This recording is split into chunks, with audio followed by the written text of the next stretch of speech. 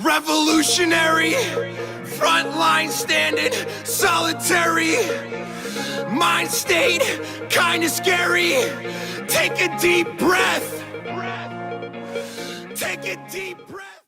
Bonjour à tous et à toutes, bonsoir ou même bonne nuit parce que je sais qu'il y en a certains qui regarderont les vidéos plutôt tardivement dans la soirée. Alors, cette vidéo c'est pour vous faire le débrief du semi-marathon que j'ai vécu jeudi dernier, pour vous expliquer un petit peu comment ça s'est passé, comment je me suis senti et puis peut-être il y a des choses à retenir de tout ça. Alors, je me suis levé à 7h15 pour aller chercher les dossards, donc le dossard de Laura qui courait le 10 km, ma petite femme, qui s'est entraînée très durement, de manière assidue par contre. Je voulais la féliciter déjà pour ça. Et puis j'avais un copain, Dominique, qui faisait le déplacement de la région nantaise pour venir courir pour la deuxième fois le semi-marathon de la Virée des Puces à Saint-Christophe. Retour à la maison 7h30 où là j'ai pris le petit-déj avec les supporters. Et oui, parce qu'on n'est pas allé tout seul affronter ces épreuves dans le froid, parce qu'il faisait un peu frais malgré qu'on ait une météo très très jolie, parce qu'on a eu un magnifique soleil, mais il faisait un petit peu frais en partant le matin. Du coup, voilà, je voulais faire une grosse dédicace, un gros bisou, et leur donner beaucoup d'affection, parce qu'ils nous ont donné beaucoup d'énergie pendant, pour moi perso, c'est 21 km, et pendant les 10 km de ma petite femme. C'est à Patou et Christelle, donc mes beaux-parents, qui ont fait le déplacement de la région d'Ancenis. Donc ils ont fait 1h15 de route, ils sont venus dormir à la maison, donc merci beaucoup d'avoir fait le déplacement et d'avoir donné autant d'énergie pour nous soutenir.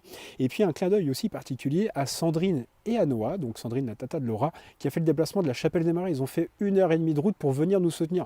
Si c'est pas beau la famille. Bon, merci beaucoup en tout cas à vous. Je vous fais plein de gros bisous.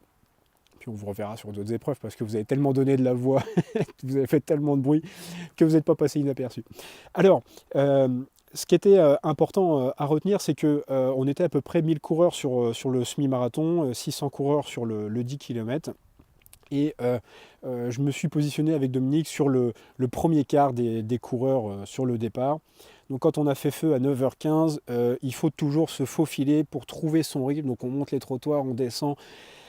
On était sur un rythme très soutenu pour moi. Du coup, j'ai décidé au bout de quasiment un petit peu moins de 2 km de laisser partir mon ami Dominique devant, parce que moi j'étais vraiment sur un rythme trop soutenu et je voulais pas mettre en péril ma fin de course, parce que c'est là où on perd le plus de temps.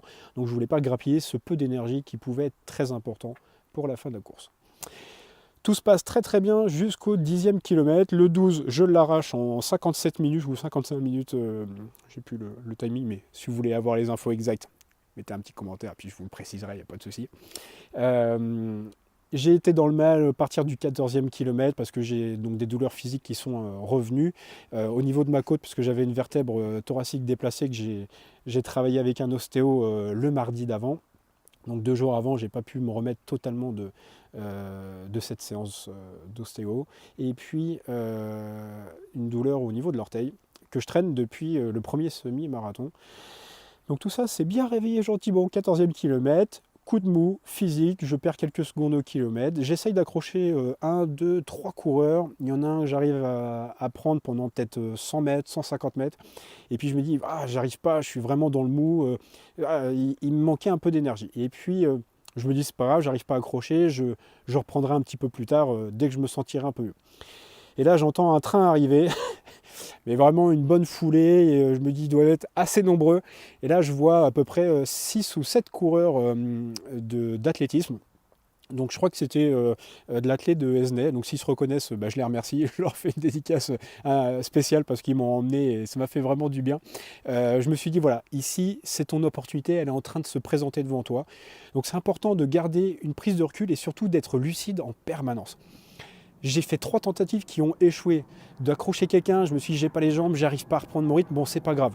Et puis là, il y a cette opportunité qui arrive, je me suis dit, tente ta chance. De toute façon, qu'est-ce que tu risques?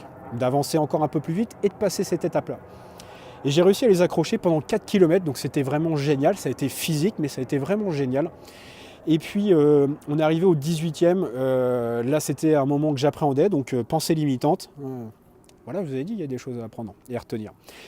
Je me doutais que ça allait être un peu difficile et bizarrement, je l'ai vérifié. Donc il a fallu que je projette plus de positif sur le 18e kilomètre et ça serait mieux passé. Mais bon, on verra ça pour la prochaine fois. Et donc du coup, gros ralentissement, je suis en rupture totale physique.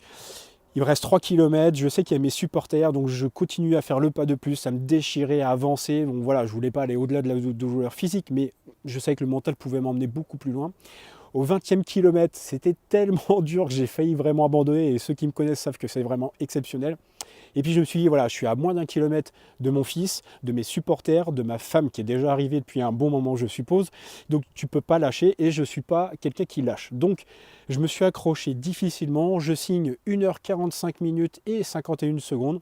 Donc je suis quand même content parce que je gagne 2 minutes par rapport au semi-marathon du mois d'août que j'ai fait à Saint-Hilaire-de-Riez. Et très déçu parce que j'avais un objectif qui était un petit peu en dessous du 1h45. Mais bon, j'ai énormément appris, j'ai énormément grandi pendant ce deuxième semi-marathon que j'ai pu vivre. Un peu plus difficilement physique, ça c'est sûr. Et donc à la ligne d'arrivée, j'ai été accueilli par ma femme. Mes supporters m'ont encouragé sur les 100 derniers mètres. C'était vraiment génial parce que ça m'a permis de donner un peu d'énergie supplémentaire pour finir parce que j'étais vraiment sur les rotules.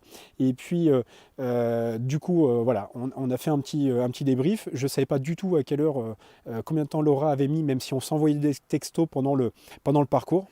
Tiens, peut-être que je sois un peu plus concentré aussi, hein. Ça m'éviterait de perdre de l'énergie. Bref, donc Laura me tenait informé de la distance qu'elle avait parcourue, du temps qu'elle avait parcouru aussi. Et du coup, voilà, je trouvais ça très intéressant. Elle s'était mis un objectif de finir en moins d'1h10. Et puis moi, voilà, par rapport à l'entraînement qu'on avait fait, je me suis dit entre 1h et 1h04, ça va être super bien, un super bon chrono. Et elle a réalisé 1h et 1 minute et quelques secondes. Donc je voulais vraiment lui faire un gros bisou et lui dire à quel point j'étais fier d'elle. Parce qu'elle s'est entraînée pendant 1 mois de manière assidue. Elle est sortie 1 à 2 fois par semaine. Voilà, il faut gérer aussi la vie de famille. On a un petit bout de chou de 20 mois. Moi qui demande à sortir 3 fois par semaine pour m'organiser, donc c'est chapeau. Comme quoi, si on s'organise, qu'on communique, eh bien un couple, c'est une équipe. On arrive à traverser pas mal d'épreuves ensemble, mais en tout cas, il faut le vouloir et il faut communiquer. Donc vraiment, je voulais te dire que je suis très fier de toi et je sais qu'il y a encore plein de nouvelles étapes à vivre, que ce soit au niveau sportif et même à d'autres niveaux. Mais bon, ça, on garde ça en privé. Donc je voulais vraiment vous remercier d'avoir partagé cette initiative, parce que j'ai couru pour une association Tous en roller sur Saint-Christophe. Donc vous aurez la remise du chèque d'ici quelques jours, la remise du lot pour les gagnants aussi, puisque c'est des gagnants de la région nantaise, donc qui auront le plaisir de se délecter sur les tables de la Romazière à Chaland. Et du coup voilà, c'est un projet qui était très intéressant, parce que déjà je ne courais pas tout seul, j'ai été soutenu. Voilà, il y a plein de choses positives qui en ressortent, et je trouve ça vraiment génial d'avoir pu partager ça avec vous. Je vous remercie en tout cas d'avoir relayé les informations, les promotions, les pubs, voilà, qu'on a mis en place. Et puis vous dire que c'est pas fini. Eh ben non, puisque j'organise jeudi soir au restaurant La Romazière, donc à Chaland, un apéro intuitif. Qu'est-ce que c'est? Eh bien, rendez-vous sur la page Nicolas, coach intuitif. Vous en saurez un peu plus. Partagez cet événement, c'est dans à peine 3 jours. Et le thème, ça va être la confiance en soi. Donc n'hésitez pas à le partager, le relayer. Et puis sur la chaîne YouTube et la page Facebook T'es heureux, partage-le, je vous réserve prochainement une petite surprise, puisque c'est pas fini les nouveautés. Une nouvelle rubrique est en cours de fabrication, vous m'en direz des nouvelles. Je compte sur vous, je vous remercie vraiment beaucoup pour votre présence et vos soutiens, et n'oubliez pas une chose, soyez inspirés. Bonne soirée à tous. Salut.